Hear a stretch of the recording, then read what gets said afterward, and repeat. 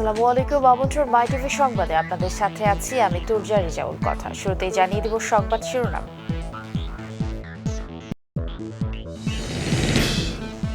Omicron সংক্রমণ বাড়লে লকডাউনের পরিকল্পনা জানালেন স্বাস্থ্যমন্ত্রী। যানবাহনে অর্ধেক সিট ফাঁকা রাখার পাশাপাশি বন্ধ হতে পারে শিক্ষা প্রতিষ্ঠান। 11,211 কোটি 44 লাখ টাকা ব্যয়ে 10 প্রকল্প থেকে অনুমোদন। চট্টগ্রামে মেট্রো রেল স্থাপনের পরামর্শ প্রধানমন্ত্রীর। আনন্দ শোভাযাত্রা সহ নানা আয়োজনে ছাত্রলীগের ৭৪তম প্রতিষ্ঠাবার্ষিকী পালিত। বঙ্গবন্ধুর প্রতিকৃতিতে নেতাকর্মীদের শ্রদ্ধা। এবং বাণিজ্য মেলায় জাল টাকা ছড়িয়ে দেওয়ার চেষ্টাকারী চক্রের ৩ জনকে গ্রেফতার করেছে র্যাব। জাল নোট এবং টাকা তৈরির সরঞ্জাম উদ্ধার।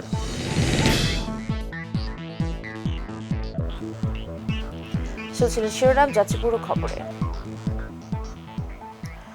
করোনার নতুন ভ্যারিয়েন্ট ওমিক্রনের সংক্রমণ বেড়ে গেলে লকডাউনের পরিকল্পনা রয়েছে বলে জানিয়েছেন স্বাস্থ্যমন্ত্রী জাহিদ মালেক। সচিবালয়ে সাংবাদিকদের এই কথা বলেন তিনি। স্বাস্থ্যমন্ত্রী বলেন, হাসপাতালগুলো প্রস্তুত রাখা হয়েছে। যানবাহনে মাস্ক পরা ছাড়া চলাচল করলে জরিমানা করা হবে। স্বাস্থ্যমন্ত্রী বলেন, এছাড়াও যানবাহনে অর্ধেক সিট ফাঁকা রেখে যাত্রী চলাচল করতে হবে। রেস্তোরাঁয় খেতে হলে ভ্যাকসিন কার্ড দেখাতে হবে। সংক্রমণ বাড়লে শিক্ষা প্রতিষ্ঠান বন্ধের সুপারিশ করা হয়েছে। 1 সপ্তাহ পরেই এর সকল নির্দেশনা বাস্তবায়ন করার নির্দেশনা দেওয়া হয়েছে বলেও জানান তিনি।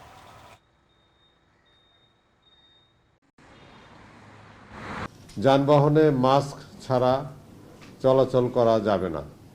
যদি কেউ চলাচল করে তাহলে পরে জরিমানার মধ্যে পড়বে।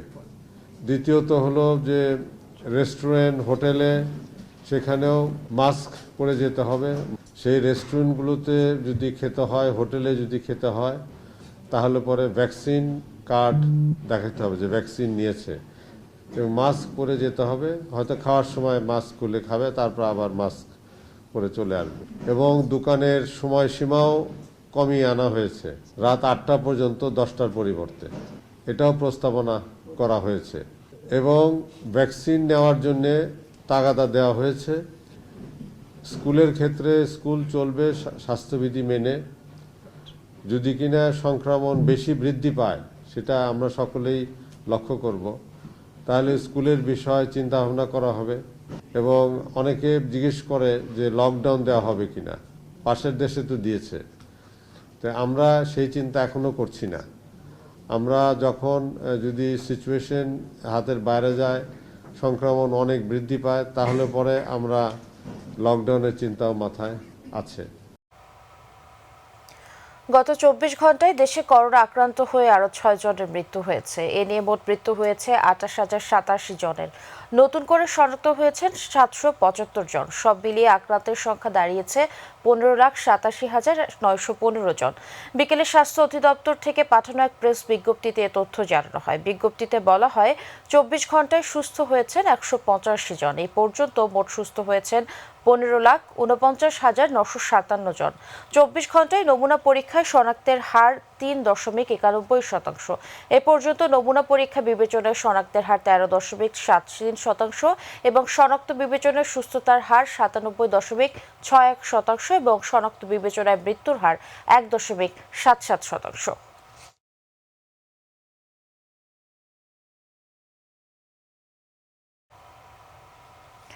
চট্টগ্রামে মেট্রো রেল স্থাপনের পরামর্শ দিয়েছেন প্রধানমন্ত্রী শেখ হাসিনা। সকালে জাতীয় অর্থনীতি সংক্রান্ত নির্বাহী কমিটি একনেকের সভায় ভার্চুয়ালি যুক্ত হয়ে তিনি এই পরামর্শ দেন। এ সময় দেশের সব গৃহহীন মানুষের আবাসন নিশ্চিত করতে পরিকল্পনা মন্ত্রণালয়কে নির্দেশ দেন প্রধানমন্ত্রী। পরে পরিকল্পনা মন্ত্রী এম এ মান্নান বলেন, চলতি বছরে পদ্মা মেট্রো রেল ও বঙ্গবন্ধু টানেল চালু হলে জিডিপি 2.5% বাড়বে। বৈঠকে 11,211 কোটি 44 লাখ টাকা ব্যয়ে 10 প্রকল্পের অনুমোদন দেওয়া হয়। এর মধ্যে সরকারি তহবিল থেকে দেয়া হবে 10,713 কোটি 25 লাখ টাকা এবং বাস্তবায়নকারী সংস্থা দেবে 498 কোটি 19 লাখ টাকা।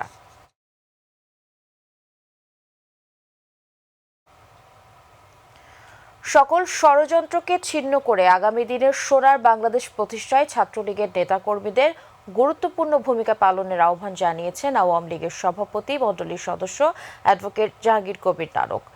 আনন্দ শোভাযাত্রার পূর্বে ঢাকা বিশ্ববিদ্যালয়ের অপরাজয় বাংলার সামনে আয়োজিত সংক্ষিপ্ত সমাবেশে তিনি বলেন, সাম্প্রদায়িকতা প্রতিহত করে দেশের উন্নয়নে ভূমিকা রাখবে ছাত্রলীগ। এর আগে ৭৪তম প্রতিষ্ঠাবার্ষিকী উপলক্ষে ধানমন্ডি ৩২ নম্বরে শ্রদ্ধা নিবেদন করে ছাত্রলীগের কেন্দ্রীয় নেতারা। রাকিব হাসানের রিপোর্ট।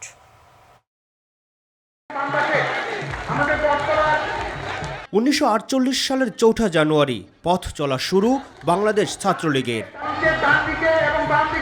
দেশের সকল গণতান্ত্রিক আন্দোলন ও সংগ্রামে বলিষ্ঠ নেতৃত্বদানকারী সংগঠনটির ৭৪তম প্রতিষ্ঠা বার্ষিকী উপলক্ষে ঢাকা বিশ্ববিদ্যালয়ের অপরাজয় বাংলার সামনে এই আয়োজন। বর্তমান নেতৃবৃন্দের পাশাপাশি সংক্ষিপ্ত সমাবেশে যোগ দেন সংগঠনটির সাবেক নেতারা। এ সময় আনন্দ শোভাযাত্রার উদ্বোধন করে সকল সংকট ও অশুভ শক্তি মোকাবেলা করে ছাত্রলীগকে মানবিক সংগঠন হিসেবে পরিণত করার আহ্বান জানান আওয়ামী লীগের সভাপতি মণ্ডলীর সদস্য অ্যাডভোকেট জাহাঙ্গীর কবির নানক। সকল ষড়যন্ত্রকে ছিন্ন ভিন্ন করে ছাত্রলীগ যে ঐতিহাসিক ভূমিকা পালন করেছে, আগামী দিনে বঙ্গবন্ধুর সোনার বাংলা প্রতিষ্ঠার লক্ষ্যে শেখ হাসিনার নেতৃত্বে সকল অশুভ শক্তির ষড়যন্ত্রকে ছিন্ন ভিন্ন করে একটি অসাম্প্রদায়িক শোষণমুক্ত বাংলাদেশ প্রতিষ্ঠান। বর্ণিল সাজে বাদ্যযন্ত্রের তালে শাহবাগ থেকে মূল শোভাযাত্রা এগিয়ে যায় বঙ্গবন্ধু এভিনিউর দিকে। বিভিন্ন পর্যায়ের নেতাকর্মীরা অংশ নেন এই শোভাযাত্রায়। এর আগে সকালে প্রতিষ্ঠা বার্ষিকী উপলক্ষে ধানমন্ডি ৩২ নম্বরে বঙ্গবন্ধুর প্রতিকৃতিতে শ্রদ্ধা নিবেদন শেষে ঢাকা বিশ্ববিদ্যালয়ের কার্জন হলে কেক কাটেন সংগঠনের নেতাকর্মীরা। রাকিব হাসান, মাইটিভি, ঢাকা। কোনো অনুপ্রবেশকারী ঢুকে যেন সংগঠনের বদনাম করতে না পারে, এ ব্যাপারে ছাত্রলীগের সতর্ক থাকতে হবে বলে মন্তব্য করেছেন তথ্য সম্প্রচার মন্ত্রী ডক্টর হাসান মাহমুদ। তিনি বলেন, কোনো ঘটনা ঘটলেই বা চুন থেকে পান খসলেই ছাত্রলীগের বদনাম করার স্বভাব অনেকের। নির্বাচন একতরফা হয়নি মন্তব্য করে তিনি বলেন, বিএনপি অংশ নিয়ে 5টি আসনও পেয়েছে।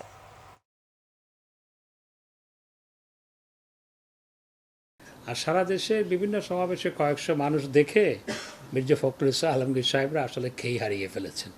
এই জন্য মনে করছেন যে হাজার হাজার নয়, শত শত মানুষ দেখে খেই হারিয়ে ফেলেছেন। বাংলাদেশের মানুষ আওয়ামী লীগের সাথে আছে, মাননীয় প্রধানমন্ত্রী শেখ হাসিনার সাথে আছে এবং সরকারের সাথে আছে।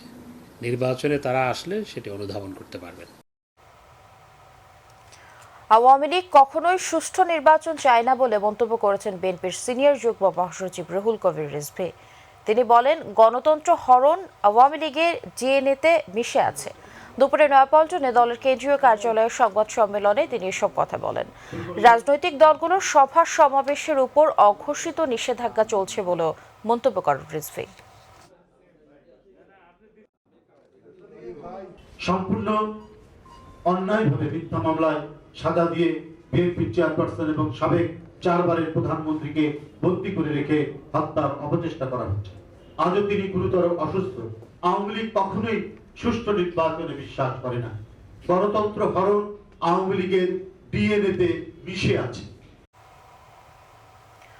গত 4 বছরে একজনই ছাপিয়েছে 10 কোটির বেশি টাকার জাল নোট। চলমান ঢাকা আন্তর্জাতিক বাণিজ্য মেলায়ও কোটি টাকার নোট ছড়িয়ে দেওয়ার চেষ্টা করছিল এই চক্র। র্যাবের অভিযানে রাজধানীতে গ্রেফতার হয়েছে চক্রের অন্যতম হোতা ছগির হোসেন সহ 3 জন। তাদের কাছ থেকে জব্দ করা হয় 1 কোটি 20 লাখ টাকার জাল নোট এবং এসব তৈরির বিভিন্ন সরঞ্জাম। ডেনি দরঙ্গের রিপোর্ট।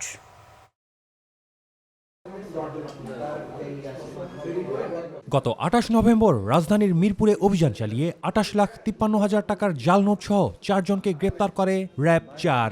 আর তাদের কাছ থেকে পাওয়া তথ্যের সূত্র ধরে চক্রের হোতাদের গ্রেপ্তারে গতরাতে পল্লবীতে ফের অভিযান চালায় র্যাব। গ্রেপ্তার হয় চক্রের অন্যতম হোতা ছগির হোসেন এবং জাল নোট বাজারে ছড়ানোর কাজে জড়িত আরও 2 জন। সংবাদ সম্মেলনে র্যাব জানায়, আন্তর্জাতিক বাণিজ্য মেলায় কোটি টাকার জাল নোট ছড়িয়ে দেওয়ার টার্গেট ছিল চক্রটির। চক্রের হোতা ছগির হোসেন 2017 সাল থেকে জাল নোট তৈরি করে আসছিল। আর এখন পর্যন্ত 10 কোটি টাকারও বেশি জাল নোট সে তৈরি করেছে। তাদের কাছ থেকে উদ্ধার করা হয় 1,20,00,000 টাকা মূল্যমানের জাল নোট এবং বিপুল পরিমাণ জাল নোট তৈরির সরঞ্জামাদি।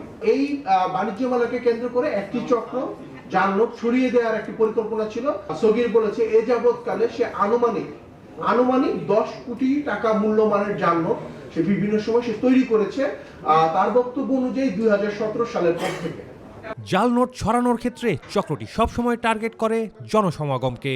আইন শৃঙ্খলা বাহিনীর চোখ ফাঁকি দিতে নানা কৌশল অবলম্বন করত চক্রটি।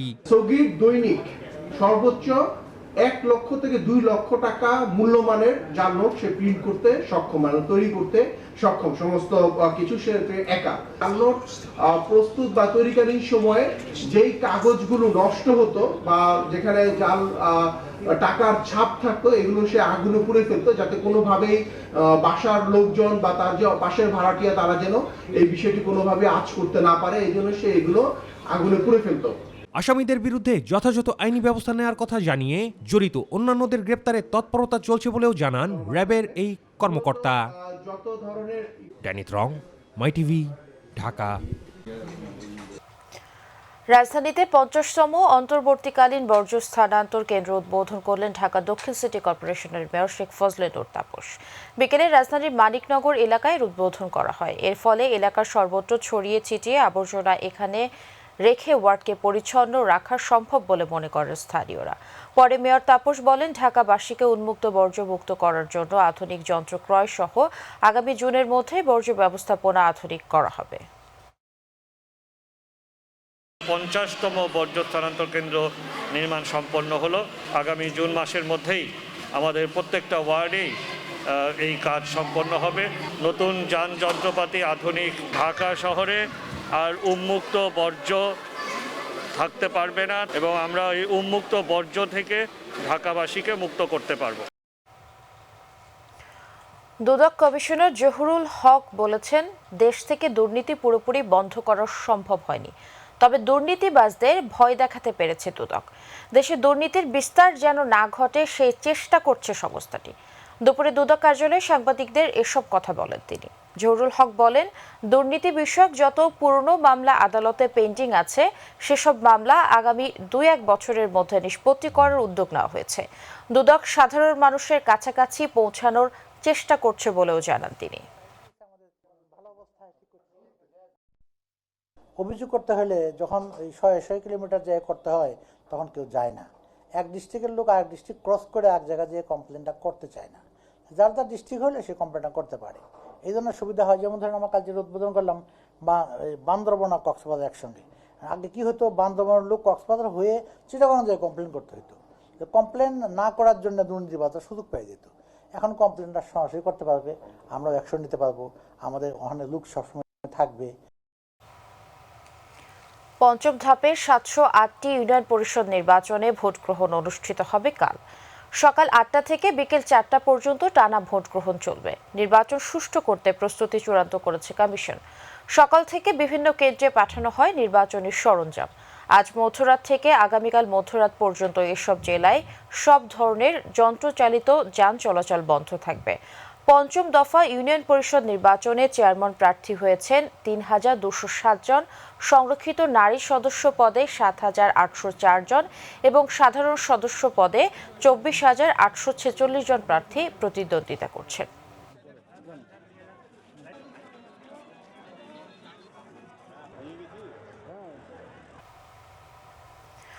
নারায়ণগঞ্জ সিটি কর্পোরেশনের নির্বাচনকে ঘিরে গণসংযোগ, উঠান বৈঠক ও লিফলেট বিতরণে ব্যস্ত সময় পার করছেন মেয়র ও কাউন্সিলর প্রার্থীরা। মেয়র প্রার্থীরা পাল্টাপাল্টি অভিযোগ করছেন একে অপরের বিরুদ্ধে। তবে নির্বাচন কমিশন বলছেন, সহিংসতা হলে ভোট কেন্দ্র বন্ধ ঘোষণা সহ কোনো রকম জাল ভোট বরদাস্ত করা হবে না। প্রতিনিধি আব্দুল্লাল মামুনের রিপোর্ট জানাচ্ছেন শামস্তাবরিজ উচ্ছ্বাস। নারায়ণগঞ্জ সিটি কর্পোরেশন নির্বাচনে প্রতীক পাওয়ার পর থেকে মেয়র ও কাউন্সিলর প্রার্থীদের প্রচার প্রচারণায় সরগরম পাড়া মহল্লা, অলিগুলি ও চায়ের দোকান। সব মিলিয়ে নারায়ণগঞ্জ সিটি কর্পোরেশন নির্বাচন যেন উৎসবের নগরীতে পরিণত হয়েছে। নির্বাচনের সময় যত ঘনিয়ে আসছে প্রার্থীদের ব্যস্ততাও বাড়ছে। সকাল থেকে সন্ধ্যা পর্যন্ত ভোটারদের বাড়ি বাড়ি গিয়ে সমর্থন আর দোয়া চাচ্ছেন প্রার্থীরা। 25 নং ওয়ার্ডের এলাকাবাসী যেই ধরনের কাজে ভালো মন্দ কাজে আমি দাঁড়ায় ইনশাল্লাহ এদের ভালো মন্দ যত ধরনের কাজ করতে পারি। খান মাসুদ কেমন কোনো দিন নাই যে দেখেছে এবং মানুষের পাশে নিজের অর্থায়নে নিজের সর্বোচ্চ দিয়ে মানুষের সেবা করছে। নৌকা প্রতীকে মেয়র প্রার্থী ডক্টর সেলিনা হায়াত আইবি বিভিন্ন পাড়া মহল্লা গণসংযোগ করে লিফলেট বিতরণ করেন। অপরদিকে স্বতন্ত্র প্রার্থী তৈমুর আলম খন্দকার বিভিন্ন ওয়ার্ডে গণসংযোগ ও পথসভা করেছেন। তবে দুই প্রার্থীরই রয়েছে পাল্টাপাল্টি অভিযোগ। আমি অবশ্যই চাইব সুষ্ঠু ভোট হবে, সুষ্ঠু ব্যবস্থাপনা থাকবে, নিরপেক্ষ ভোট হবে। ধর্মীয় চেতনার মধ্যে আঘাত করে মানুষকে সেই অপপ্রচারগুলি বেশি চালানো হচ্ছে। এই সরকারেই সব কিছু কুক্ষিত করার জন্য, একদলীয় শাসন ব্যবস্থা করার জন্য এই স্থানীয় নির্বাচনকে জাতীয় প্রতীকে করতেছে। এদিকে কাউন্সিলর প্রার্থীরাও চালিয়ে যাচ্ছেন তাদের প্রচারণা। বিজয় হতে পারি তাহলে আমাদের 24 নং ওয়ার্ডের যে অসমাপ্ত কাজগুলি আছে সেই কাজগুলো সমাপ্ত করব। 16 তারিখে আমরা বিজয়ের মালা ইনশাআল্লাহ আমাদের আসবে। উন্নয়নমূলক কর্মকাণ্ড, নাগরিক সেবা ও মাদক নিয়ন্ত্রণে যারা কাজ করবে তাদেরকেই বিজয়ী করার কথা জানিয়েছে ভোটাররা। এলাকার জন্য যে উন্নয়নের কাজ করবে, মানুষের সেবা করবে, মাদক নিয়ন্ত্রণ রাখবে, এমন প্রার্থীকে আমরা নির্বাচিত করব। আমরা চাই নির্বাচন সুষ্ঠু, ভোটে অংশগ্রহণ করতে পারবো এই আশাবাদী আমরা। সহিংসতা হলে ভোট কেন্দ্র বন্ধ ঘোষণা সহ কোনো রকম জাল ভোট বরদাস্ত করা হবে না বলে জানিয়েছে নির্বাচন কমিশন। আমি কথা দিতেছি, আমি আমার রিটার্নিং অফিসার, জেলা প্রশাসক এবং এসপি মহোদয়কে বলে যেতেছে সেই কেন্দ্র আর ভোট গ্রহণ হবে না, দরকার হলে আমরা বন্ধ করে দিয়ে পুনরায় ভোট গ্রহণের ব্যবস্থা করব। কিন্তু কোন রকম জাল ভোট যাতে না হয় তার জন্য ব্যবস্থা যদি এনশিওর করবেন। আগামী 16 জানুয়ারি নির্ধারিত হবে আগামী মেয়াদকার হাতে যাচ্ছে শিল্পবহুল এই সিটি কর্পোরেশনের দায়িত্ব। শামস তাবরিজ উচ্ছ্বাস, মাই টিভি নিউজ ডেস্ক। জাতির জনক বঙ্গবন্ধু শেখ মুজিবুর রহমানের প্রতিকৃতিতে শ্রদ্ধা জানিয়েছেন বাংলাদেশ বেসরকারি টেলিভিশন ক্যামেরা অ্যাসোসিয়েশন টিসির নবনির্বাচিত কমিটি। বিকেল 4টায় ধানমন্ডি 32 নম্বরের নবনির্বাচিত কমিটির সভাপতি মাহবুবুল আলম ও সাধারণ সম্পাদক শহীদুল হক জীবনের নেতৃত্বে এ শ্রদ্ধা নিবেদন করা হয়। এ সময় সিনিয়র সহ সভাপতি জালাল উদ্দিন সহ সংগঠনের সাবেক ও বর্তমান সদস্য এবং প্রধানমন্ত্রীর সাবেক ডেপুটি প্রেস সচিব আশরাফুল আলম খোকন, ফেডারেল সাংবাদিক ইউনিয়নের সভাপতি ওমর ফারুক সহ সাংবাদিকরা উপস্থিত ছিলেন। এনবিআরের ভ্যাট গোয়েন্দা অধিদপ্তর সোয়ান গ্রুপের 3টি প্রতিষ্ঠানের বিরুদ্ধে তদন্ত করে 136.5 কোটি টাকার গোপন বিক্রয় হিসাব আটক করেছে পুলিশ। এতে প্রায় 36 কোটি 69 লক্ষ টাকার ভ্যাট ফাঁকি হয়েছে বলে নিশ্চিত হয়েছে ভ্যাট গোয়েন্দা অধিদপ্তর। গোপন সংবাদের ভিত্তিতে ভ্যাট গোয়েন্দা অধিদপ্তরের উপপরিচালক মোহাম্মদ সাজিদুল হকের নেতৃত্বে একটি দল প্রতিষ্ঠানটির প্রধান কার্যালয়ে গুলশানে অভিযান চালায়। অভিযানে গোয়েন্দার দল দেখতে পান প্রতিষ্ঠানটি প্রকৃত বিক্রয় তথ্য গোপন করে মাসিক দাখিলপত্রে প্রকৃত বিক্রয় তথ্য গোপন করে ভ্যাট ফাঁকি দিয়েছে। তদন্তে ফাঁকি প্রমাণিত হওয়ায় সোয়ান গ্রুপের 3টি প্রতিষ্ঠানের বিরুদ্ধে ভ্যাট আইনে পৃথক 3টি মামলা দায়ের করেছে ভ্যাট গোয়েন্দা অধিদপ্তর। সংবাদের শেষ প্রান্তে আমরা যাওয়ার আগে শিরোনাম জানিয়ে দিব আরও একবার। ওমিক্রন সংক্রমণ বাড়লে লকডাউনের পরিকল্পনা জানালেন স্বাস্থ্যমন্ত্রী। যানবাহনে অর্ধেক সিট ফাঁকা রাখার পাশাপাশি বন্ধ হতে পারে শিক্ষা প্রতিষ্ঠান। 11,211 কোটি 44 লাখ টাকা ব্যয়ে 10 প্রকল্প একনেকে অনুমোদন। চট্টগ্রামে মেট্রো রেল স্থাপনের পরামর্শ প্রধানমন্ত্রীর। আনন্দ শোভাযাত্রা সহ নানা আয়োজনে ছাত্রলীগের 74তম প্রতিষ্ঠা বার্ষিকী পালিত। বঙ্গবন্ধুর প্রতিকৃতিতে নেতাকর্মীদের শ্রদ্ধা। বাণিজ্য মেলায় জাল টাকা ছড়িয়ে দেওয়ার চেষ্টাকারী চক্রের 3 জনকে গ্রেফতার করেছে র্যাব। জাল নোট এবং টাকা তৈরির সরঞ্জাম উদ্ধার। শ্রীলঙ্কায় দেখা দিয়েছে চরম অর্থনৈতিক সংকট, তীব্র হচ্ছে মানবিক বিপর্যয়, দেউলিয়া হওয়ার আশঙ্কা করছেন বিশ্লেষকরা। এবং মাউন্ট মঙ্গানুই টেস্টের চতুর্থ দিন শেষে 17 রানের লিড নিয়েছে নিউজিল্যান্ড। 4 উইকেট নিয়েছেন এবাদত হোসেন।